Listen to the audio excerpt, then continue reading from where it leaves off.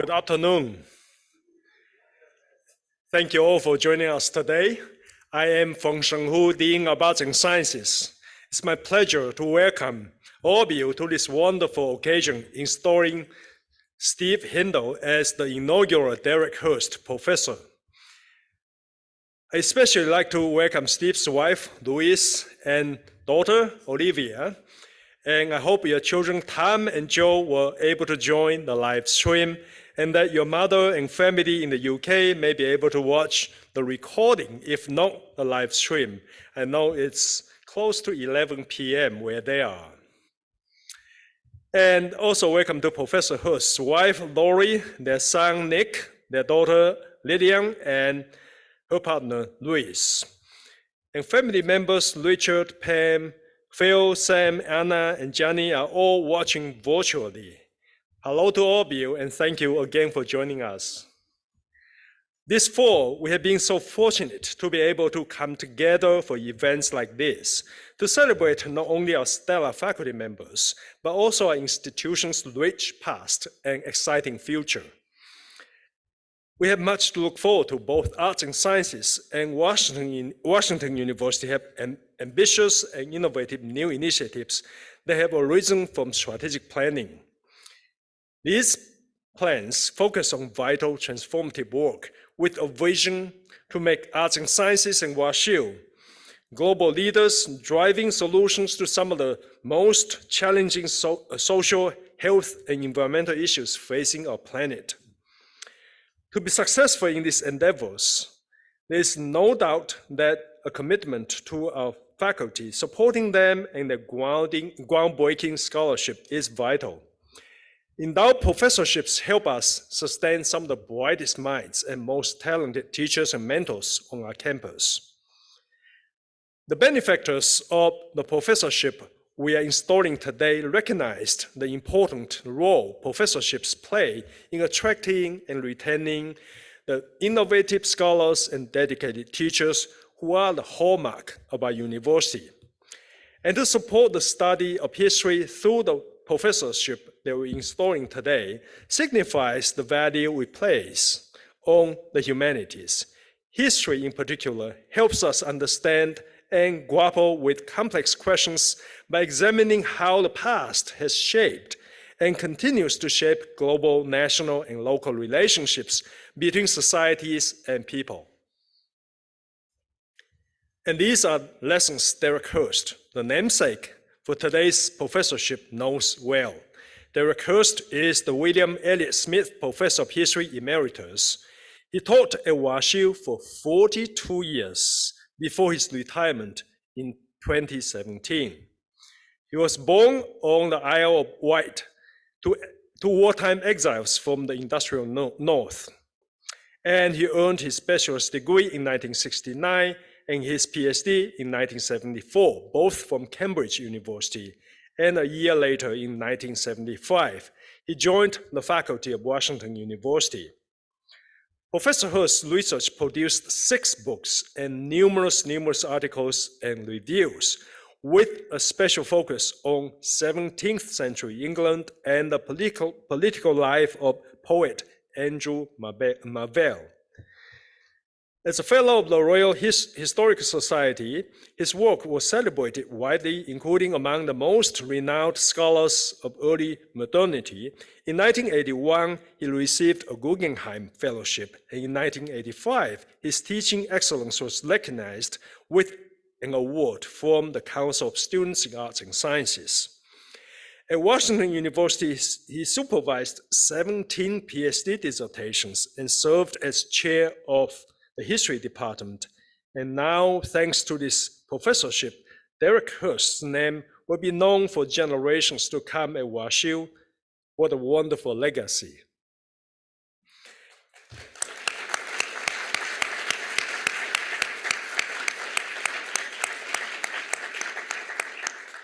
And how fitting for another accomplished Cantabrigian to be installed as the inaugural holder of this professorship. Steve Hindle,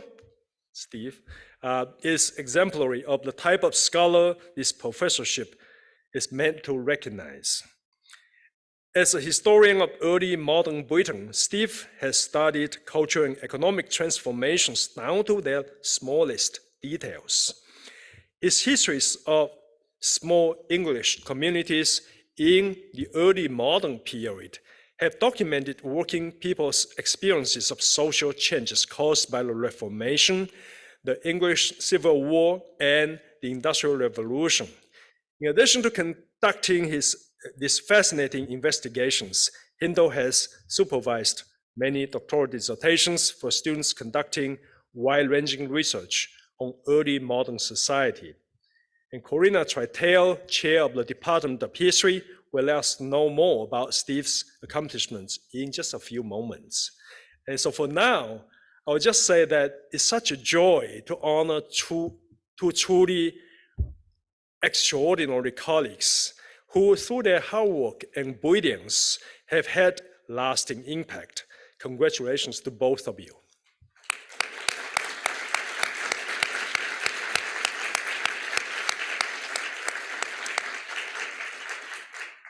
And Derek, will you please join me and Chancellor Martin at the podium now?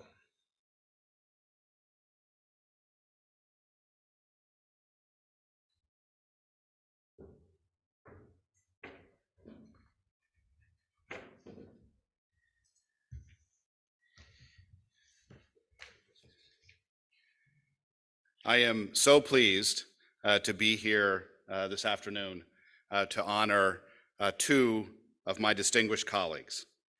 So Derek, I'd like to present this to you. This says on the front, the Derek Hirst Professor in Arts and Sciences, presented to Derek Hirst by me, Chancellor Andrew Martin. Derek, thank you for your dedication and commitment to Washington University. I'm so thrilled that we're able to honor you in this fashion. Congratulations.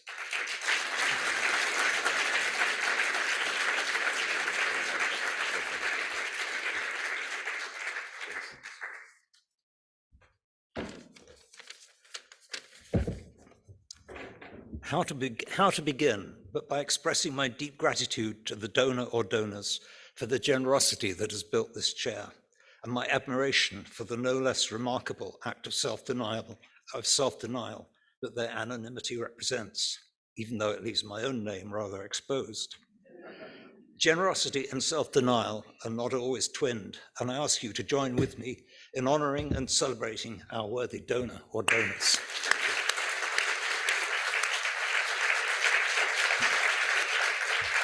If you're watching somewhere, esteemed donors, and I assume you are, thank you.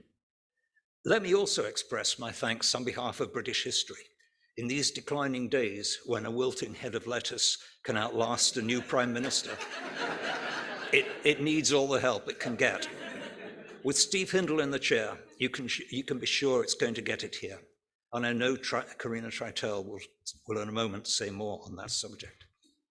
This is an extraordinary honor, one that I never could have imagined coming my way. I'm hugely grateful and humbled too, abashed at my own undeserving.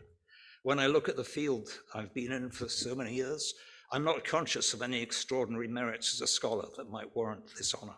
And as a teacher, well, there I had a singular advantage in 3 children who not only graduated from Washington University, but did so as history majors in our department. So I had no excuse for not listening to students, not paying attention to what worked and what didn't in history classrooms, and not asking questions with meaning to them. If I ever did succeed as a teacher, I owe it to them and to all our students and to my wonderful graduate students. I know the first of these, honored with an Ivy League endowed chair of her own, is here today in this audience. And of course, I owe it to this university for making it all possible. Speaking of this university, I'd like to express my appreciation to everyone involved in the selection process and in persuading Steve Hindle and family to come here. It's a wonderful outcome, devoutly to have been wished. At the risk of making this sound like an Academy Awards speech, I should be so lucky, I'll single out Daniel and Jane Bornstein, Corina Tritel, and Beth Fagan, as well, of course, as Dean Hu for making it all happen. And I'd like to thank everyone who has put together today's splendid event, and especially those in the Chancellor's office who marked up the calendar. In the swathe of English history, not British, still less Irish history, that I'm most familiar with, there was no more revered date than November the 17th, the Queen's Day, the accession day of the great, the first Queen Elizabeth. It is surely an auspicious date for inaugurating a chair. Steve Hindle will put his own shine on it. I'm thrilled to see him here, ready to do that. Thank you.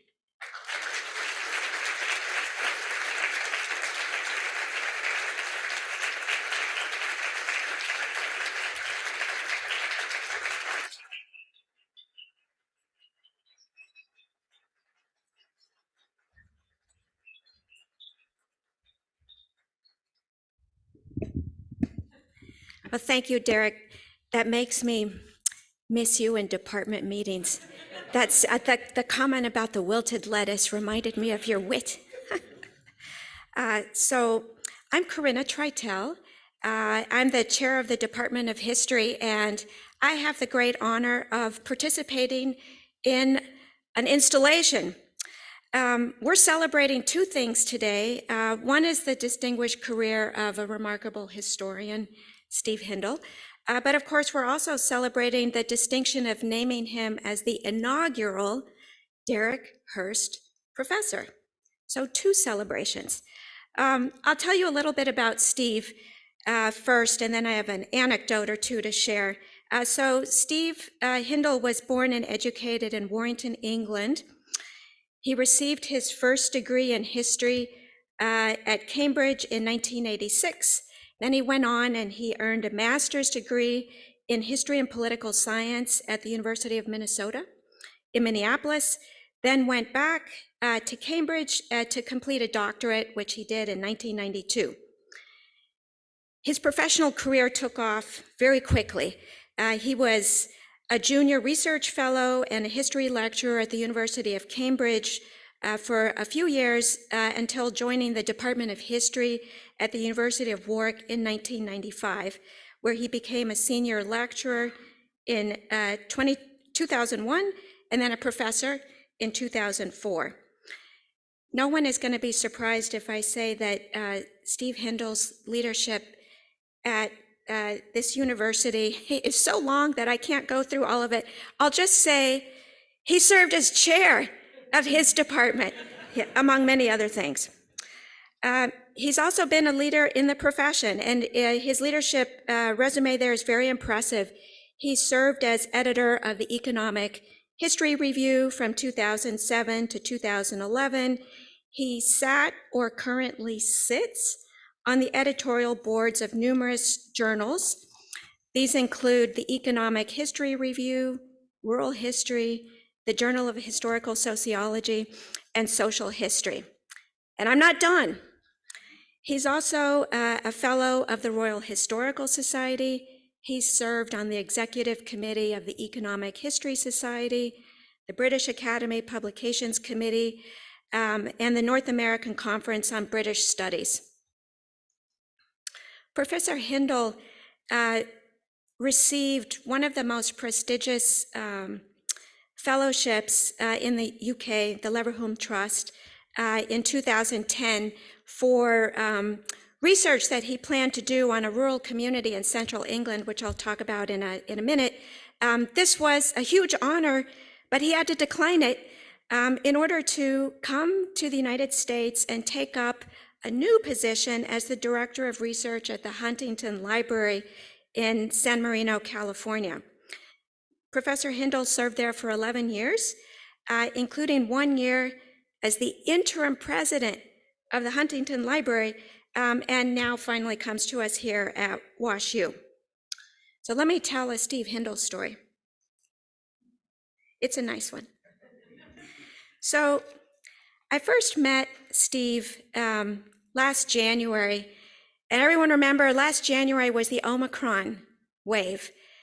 We all had masks on, we weren't eating together, life was pretty grim. St. Louis was cold, it was gray, there was snow. Yeah, the weather was bad. And so I thought, how do I build a personal connection with this distinguished visitor? who's not only distinguished, but he comes from Los Angeles. And so I shook his hand, we were masked, and I said, would you like to go out for a walk so that we can take our masks off and have a real conversation? And so he said, no problem.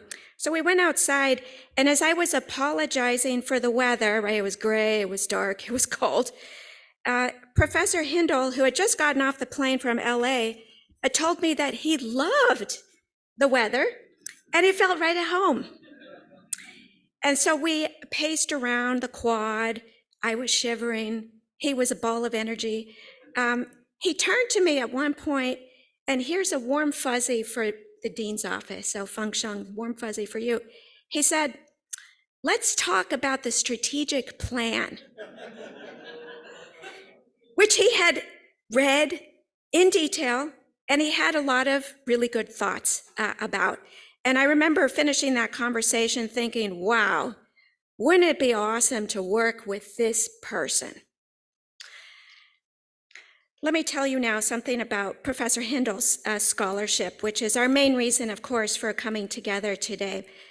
He's a social and economic historian concerned with reconstructing the life experience of laboring people in England from the 15th to the 18th centuries. He's published 2 important monographs, The State and Social Change in Early Modern England, and then the second one on the parish, The Micropolitics of Poor Relief in Rural England. He's also published 2 co-edited collections of essays, 16 journal articles, and 25 book chapters, as well as numerous review essays, several co-authored articles, and other pieces of writing. His third major book, called The Social Topography of a Rural Community, Scenes of Laboring Life in 17th Century England, is in press with Oxford and will hopefully be out in the spring, and hopefully we'll have another party then. Yeah. So let me tell you a little bit about his scholarship now that I've listed everything that he's published. So his scholarship on the state and social change in early modern England is field defining. As one reviewer of his second book put it, On the Parish is without a question the most important book on early modern poverty for almost 2 decades.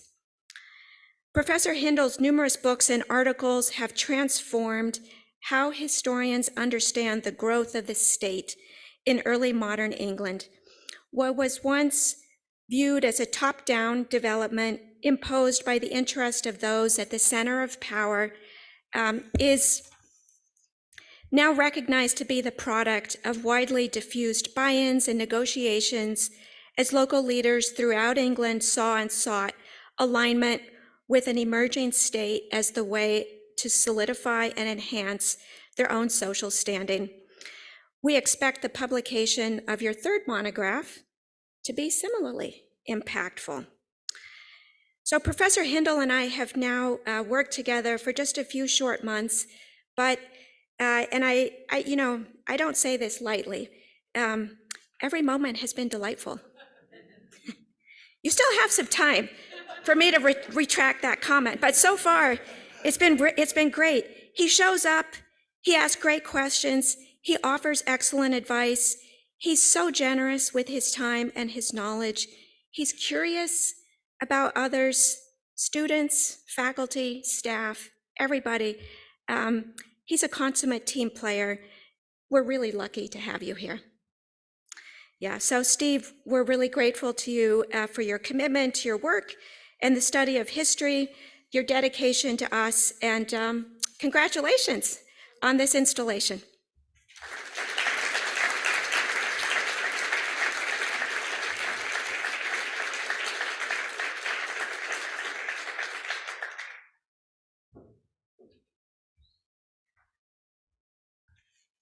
Thank you, Corina. I'm not as articulate as Corina is, but I'll just echo 3 comments that Corina just made. Number one is that Steve doesn't seem to miss the Californian weather. I told him that I was thinking of him this morning as I was walking across the campus. It was cold, and I was wondering whether he missed the California weather. He said, no, I like the seasonal change. So great attitude. Second thing is that I talked to Steve during the interview virtually. We didn't take a walk, but I did meet him at the beginning of the semester. Quickly I just realized what a great guy he is, in addition to the outstanding scholarship. And so thank you for joining us, Steve. We are truly lucky to have you.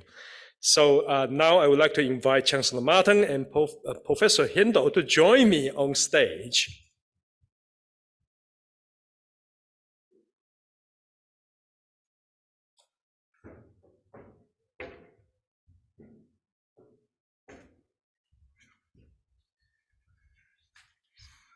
Professor Hindle, we are so pleased that you and your family have joined us here at Washington University in St. Louis. And on behalf of all of your colleagues here in this room and those joining us virtually, it's my honor to present this medallion to you. On the front, it says the Derek Hirst Professor in Arts and Sciences. And on the rear, Steve Hindle, November 17th, 2022. Congratulations.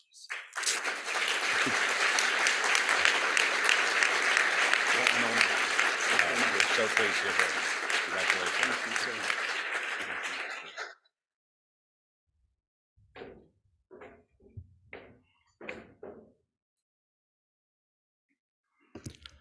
Well, follow that.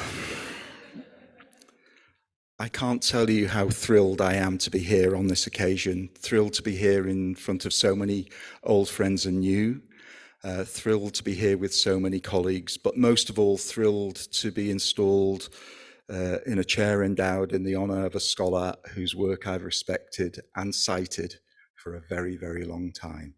I'm really delighted to be a professor at Washington University, but to be the Derek Hirst Chair is a rare privilege indeed. Thank you.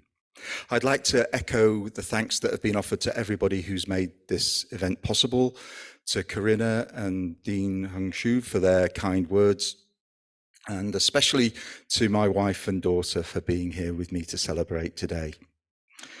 A shout out too to my undergraduate students who might, given the fact that we've spent most of the semester discussing kings and queens, bishops and privy councillors, be surprised to hear that my research interests actually plumb the depths of the social order in 16th and 17th century England.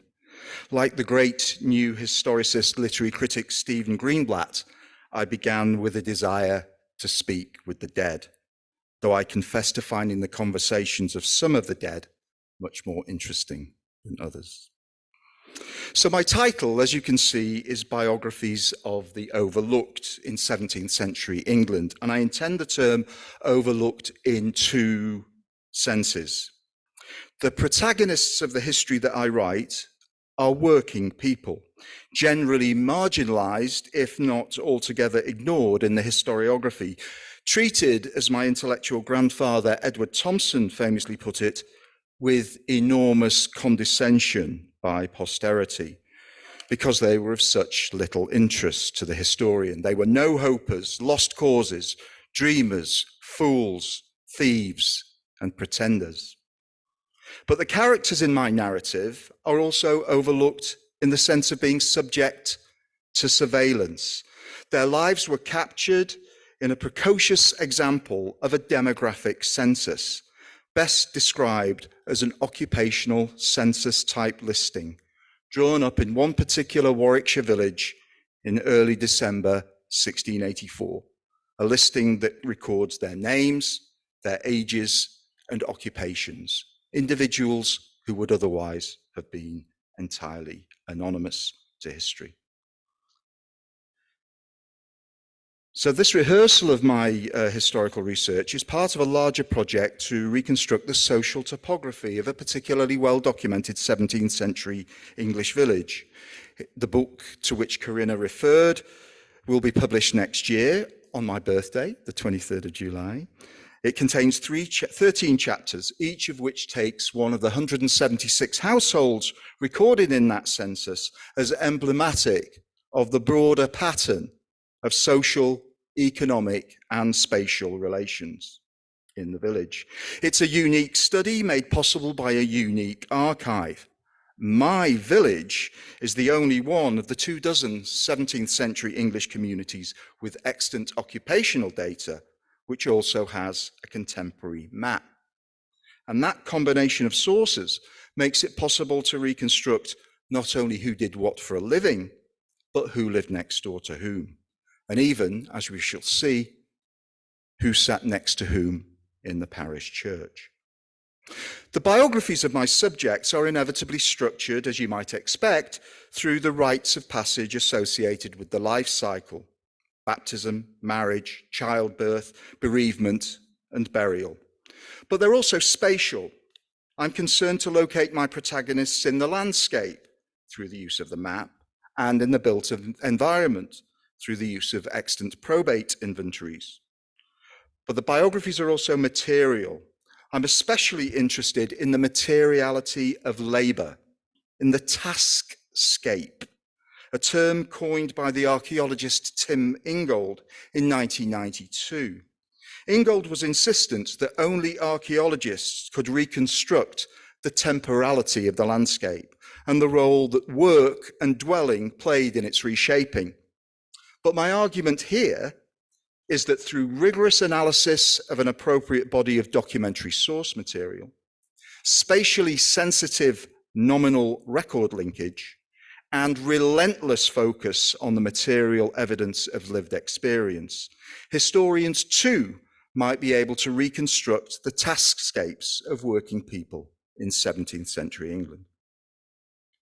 In so doing, we can observe at the microeconomic level the experience of macroeconomic trends: demographic stagnation, the industrious revolution, the birth of a consumer society, and explain how those trends were in turn influenced by the bounded rationality of ordinary men, women, and children, making their own history in their own terms. The chapters of the book are concerned with millers and ribbon weavers, blacksmiths and nailsmiths, colliers and carpenters, tenant farmers and agricultural labourers. But my concern in the brief time allocated me today is with the village stonemason, one Andrew Hardy. I might jokingly refer to his regnal dates, January 1643 to February 1702. So let me parachute you into deep England, a term used by my friend and colleague Jonathan Bate to describe the essence of the English countryside, the Anglophone equivalent of la France profonde. Chilvers Coton is my village. It's in northeast Warwickshire. It's about as far from the sea in any direction as you can possibly get, located right in the heart of Midland, England. It's depicted vividly on the first printed map of the county of Warwickshire, which was published in 1730. As you can see at the top right-hand side of the slide, the market town of Nuneaton lies immediately to the north and east. And the Warwickshire coal seam runs all the way through the parish, north to south, towards the hamlet of Griff. This was deep England, perhaps, but it was also deepest, darkest England, black with coal dust from the mines. The literary scholars amongst you may be interested to know that in 1819, this was the birthplace of Mary Ann Evans, who famously grew up to become George Eliot. So Chilvers Coton is, in some sense at least, Middlemarch, or, more properly, as depicted in Scenes of Clerical Life, Eliot's fictionalized account of the parish where she was born, the village of Shepperton. The lands in my parish were largely, though not exclusively, owned by the Newdigate family, who own it still as Earls of Daventry, and their seat at Arbury Hall had been purchased in 1586. Note the manicured gardens on the right, the water feature in the foreground, and top left on the slide, the 3,800 square foot, 2-story, brick-built stable block, the kind of stable block that you get if Sir Christopher Wren designs it for you. The Newdigates surveyed their estates in the early 1680s, beginning in 1681, concluding in 1684. The survey was typical of centuries of manorial practice. It listed the houses as they stand in Griff, Arbury, and the Woodland.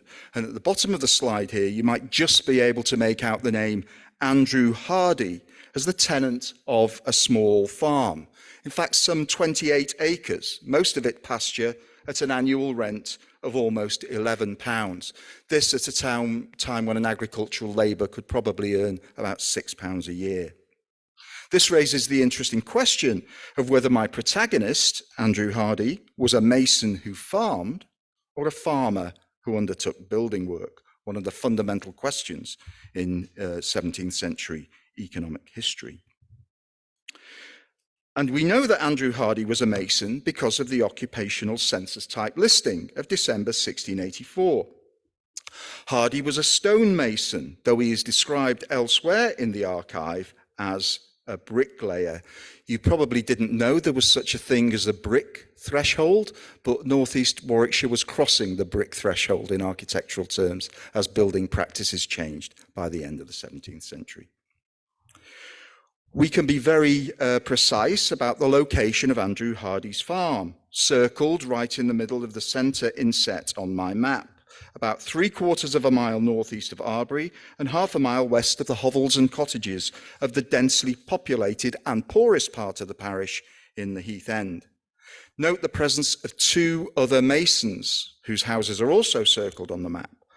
Given that there were also 4 carpenters, and we should think of carpenters as architectural woodworkers, there was clearly very heavy demand for building craftsmen in an environment where lots of houses were being built or repaired, and because of the building work that was taking place at Arbury Hall itself. Oops. So here is Andrew Hardy in the census type listing of December 1684. Household number 99. Andrew Hardy, mason, age 41. Anne, his wife, age 39. Sarah, aged 5. Anne, aged 4. Richard, aged 2. And little Andrew, 8 weeks. Only his wife was a native. Anne had been born in the Woodland in the west of the parish, and only their 2 youngest children were baptized in Chilvers Coton. Hardy himself was from some 25 miles away in Mickleover, Derbyshire, another characteristic feature of English society being population turnover, with high levels of migration from parish to parish. And he came to Chilvers Coton in the 1670s because of demand for labour at Arbury Hall. The census is, of course, only a snapshot. There were 4 children in December 1684, but 7 by 1691. One of them, sadly, a 3-year-old child called Andrew, which suggests that the baby Andrew, listed in the census here, did not survive infancy. The building must have been very cramped. It had 1 hearth and 6 rooms, including 3 upstairs chambers, so there was lots of shared sleeping space. We even know where these people sat in church. This is the pew plan of All Saints, Chilvers Coton, drawn up contemporaneously with the census. Unusually, Andrew Hardy and his wife Anne sat together in the nave of the parish church at All Saints. As you can see from the colour coding, blue for men, pink for women, there was very significant gender segregation in the parish, with women usually sitting behind their menfolk, but Andrew and Anne worshipped together. There were no pews for the Newdigate family, who worshipped in their private chapel at Arbury Hall. The demand for building craftsmanship in the parish was largely created by the construction of the stable block, begun in 1675 and concluded in 1678. Sir Christopher Wren thought that Richard Newdigate's masons were self-important and ignorant, men such as could read in no book but their own, and Hardy was probably recruited from a neighbouring estate to provide expertise and judgment. He first appears in the building accounts in 1675, but first payments are accounted to him in 1677. As you can see on the left-hand side there, he was paid 9 shillings a week for 26 weeks, a 6-month contract at 18 pence per day, a total of £12, twice the annual earnings of an agricultural labourer. The carpenters were making 14 pence per day, the labourers only 7 pence. So Hardy was evidently a member of the aristocracy of labour. Arbury Hall was his main, but by no means his exclusive source of employment.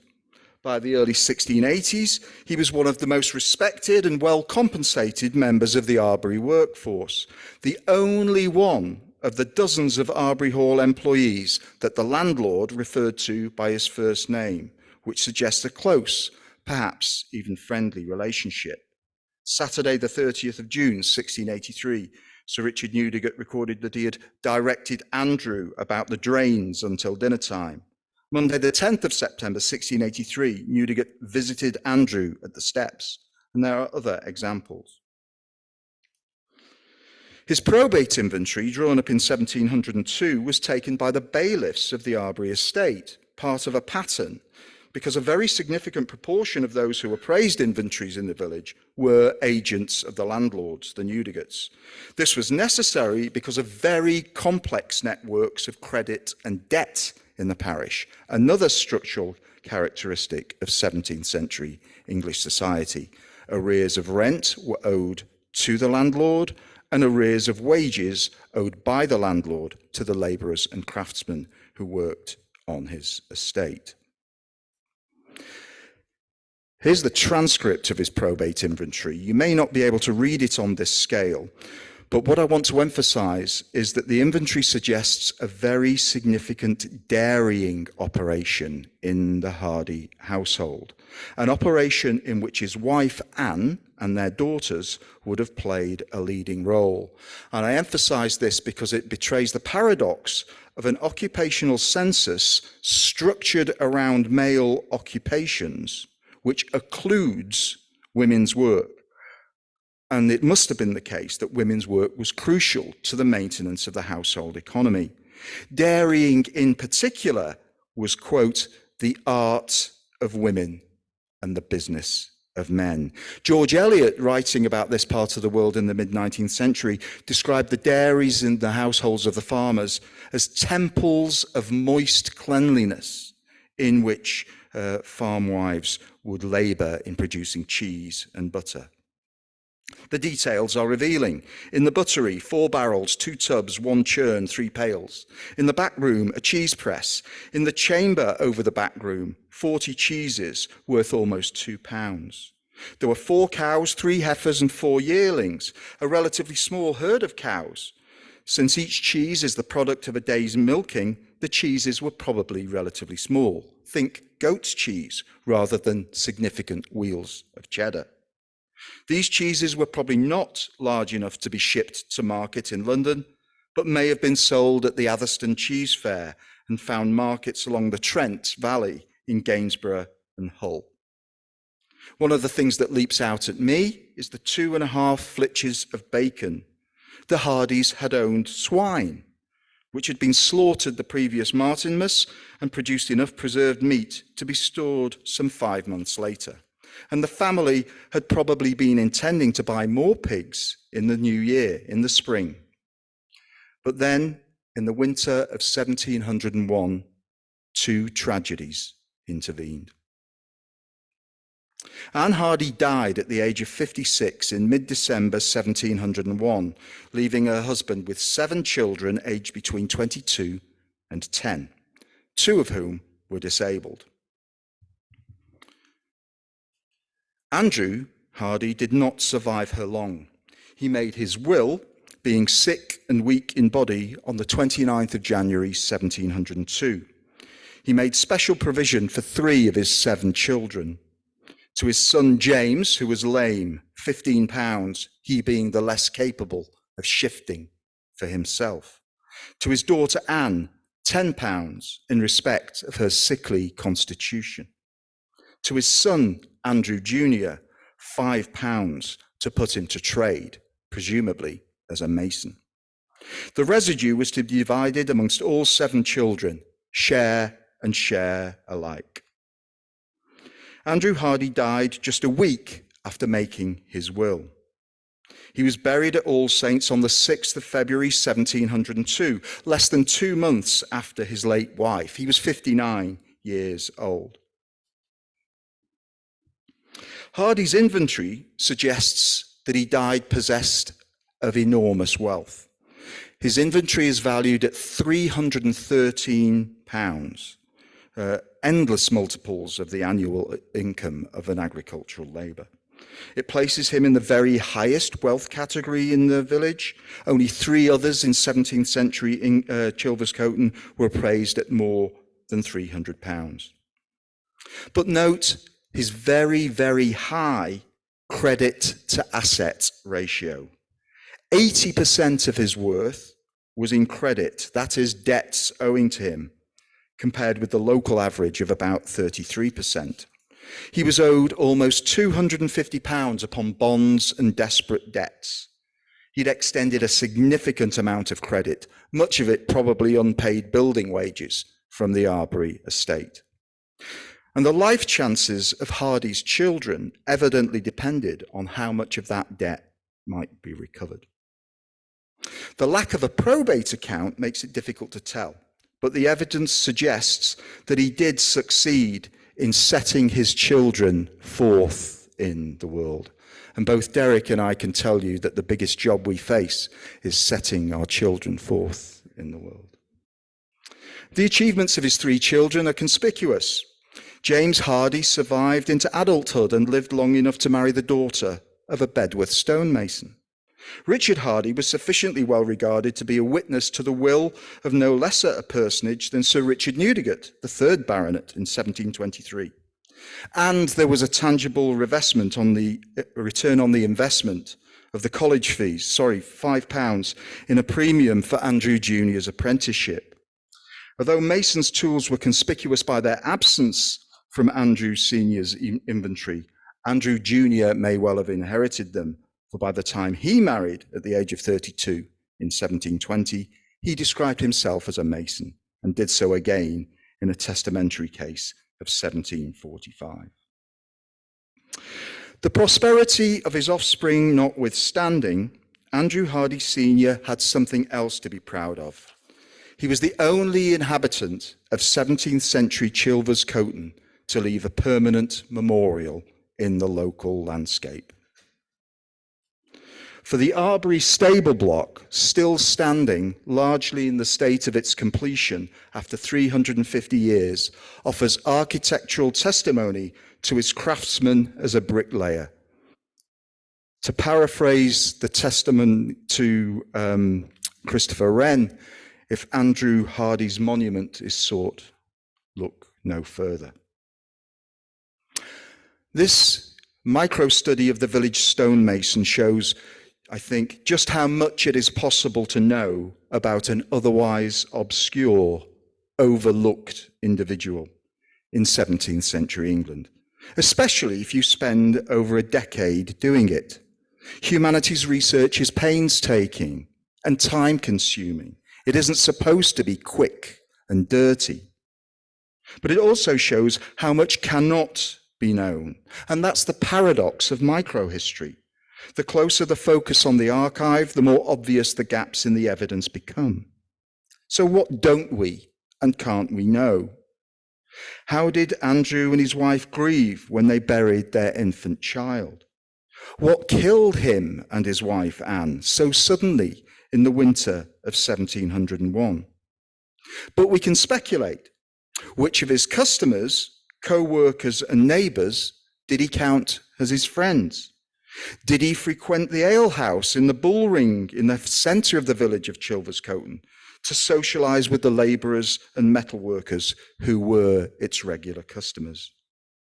Did Sir Richard Newdigate, who usually worshipped at Arbury Hall, attend All Saints on the occasion of the funeral of his trusted employee and friend?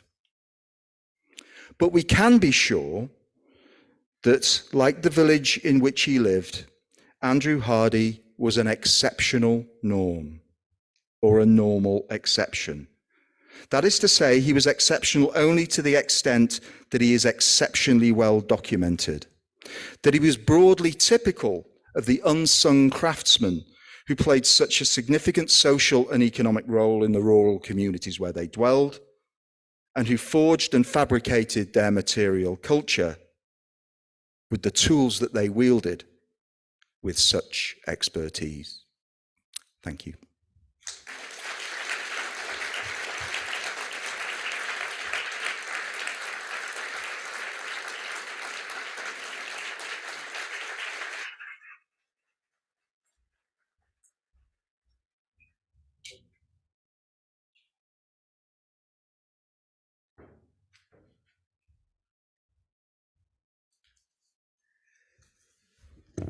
Thank you, Steve, for such a fascinating presentation. I'm looking forward to reading your third book. And congratulations again on this well-deserved honor and recognition. And thank you to all of you for joining us today. I'm just so pleased to have shared in this special occasion with you. And now I would like to invite those in the room to stay for the reception and take the opportunity to congratulate Steve and Derek and their families. And this concludes today's ceremony. Enjoy the rest of the evening.